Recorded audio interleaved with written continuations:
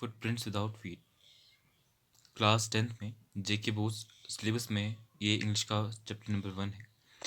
इसमें हम पढ़ेंगे फुटप्रिंट्स के बारे में, लेकिन वहाँ पे पैर है ही नहीं, यानी कि बिना पैर के फुटप्रिंट्स, उसके बारे में पढ़ेंगे। Can a man become invisible? This is the story of a scientist who discovers how to make himself invisible. Does he use or misuse his discovery?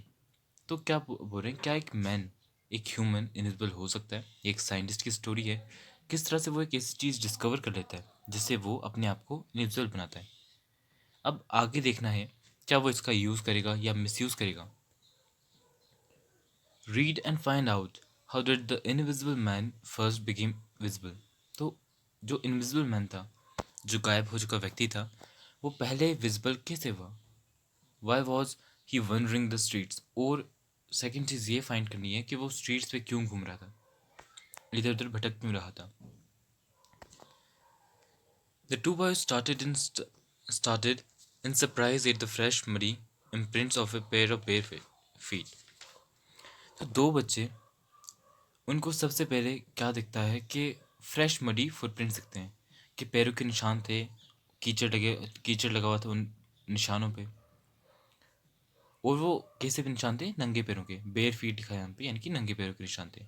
What was a bare footed man doing on the steps of a house in the middle of London. अब वो ये सोचते हैं कि London के बीच में व्यक्ति क्या कर रहा था, एक व्यक्ति क्या कर रहा था बिना कुछ पैरों में पहने हुए, उसके फुटप्रिंट्स के निशान यहाँ पे दिख रहे हैं। And wear was the man, और ये व्यक्ति जिसके पैरों के निशान यहाँ पे हैं, वह भी कहाँ है? As they gazed, a remarkable sight met their eyes. A fresh footprint appeared from now here. जब वो वहाँ पे देख ही रहे थे, तभी क्या होता है, कि अचानक से वहाँ पे एक फुटप्रिंट वहाँ पे अपीयर होता है। Further footprints followed one after another, descending the steps and progressing down the street. फिर एक के बाद एक फुटप्रिंट्स और दिखते हैं, वो स्ट्रीट से नीचे जा रहे थे। The boys followed, fascinated, until the muddy impressions became fainter and fainter and at last disappeared altogether. तो अब ये जो बॉयज़ थे, अब उनकी तरफ थोड़ा सा इनको क्या हुआ, रुचि आ गई कि कैसे फुटप्रिंट्स आ रहे हैं, वहाँ पे कोई चल व्यक्ति तो दिख नहीं रहा है, लेकिन ये फुटप्रिंट्स हैं। तो वो उनको फॉलो करते हैं। लास्ट में क्या होता है कि वो जो फुटप्रिंट्स थे वो फीके पड़ जाते हैं, क्योंकि जैसे वो आगे आगे व्यक्ति बढ़ रहा होगा, तो मिट्टी जो उसके पैरों में लगी होगी वो साफ़ हो रही होगी, वो हाथ से निकल रही होगी, तो उसके बाद जो फुटप्रिंट्स थे वो हल्के दिख रहे थे, बाद में लास्ट पे जाके वो ज़रा भी दिखने नहीं लगे, और वो एट लास्ट फुटप्रिंट्स डिसअपेयर हो गए। The explanation of the mystery was really simple enough. The bewildered boys had been following a scientist who had just discovered how to make the human body transparent. और जो mystery है, इसकी explanation बहुत ही simple है, क्योंकि ये जो बच्चे, ये जो हैरान बच्चे थे, ये एक ऐसे साइंटिस्ट को फॉलो कर रहे थे जिसने एक ऐसा चीज़ डिस्कवर कर लिया था जिससे ह्यूमन बॉडी को ट्रांसपेरेंट किया जा सकता था। Griffin, the scientist, had carried out experiment after experiment to prove that the human body could become invisible. Griffin एक साइंटिस्ट था, उसने बहुत सारे एक्सपेरिमेंट किए और ये प्रूव करना चाहा कि ह्यूमन बॉडी को हम इनविजिबल कर सकते हैं। Finally he swallowed certain rare drugs and his body became as transparent as a sheet of glass, though it also remained as solid as glass. तो यहाँ पे जो साइंटिस्ट का बताया, उसने बहुत सारे जो रेड ड्रग्स थे, कुछ सर्टन रेड ड्रग्स को, कुछ बहुत ही खास रेड ड्रग्स को उसने निगल दिया, यानी कि स्वेलो कर लिया। उसके बाद वो ट्रांसपेरेंट बन गया, यानी कि उसके आर पार अब दिख सकता था।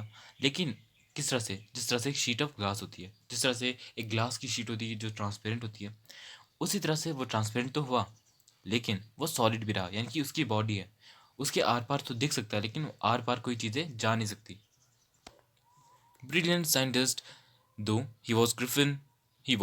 Griffin was rather a lawless person. His landlord disliked him and tried to eject him. In revenge, Griffin set fire to the house. एक ब्रिलियंट साइंटिस्ट था, बहुत ही होनहार, बहुत ही शानदार साइंटिस्ट था, लेकिन साथ में वो एक लॉलेस पर्सन भी था, यानी कि कानूनों को मानने वाला पर्सन नहीं था वो। उसके जो लैंडलॉर्ड थे उसको पसंद नहीं करते थे और उसको घर से इजेक्ट करना चाहते थे, यानी कि बाहर निकालना चाहते थे। और उसने रिवेंज कैसे लिया उनसे, कि उनके घर में आग लगा दी।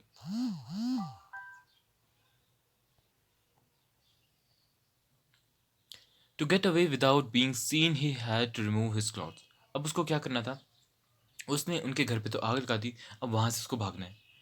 उसने क्या कर दिया, उसकी बॉडी तो इनविजिबल बन गई थी, लेकिन उसके जो कपड़े उसने पहने थे वो इनविजिबल नहीं थे। तो वो कपड़े निकाल दिए और तब जाके वहाँ से गया। Thus it was that he became a homeless wanderer without clothes, without money, and quite invisible until he happened to step in some mud and left footprints as he walked.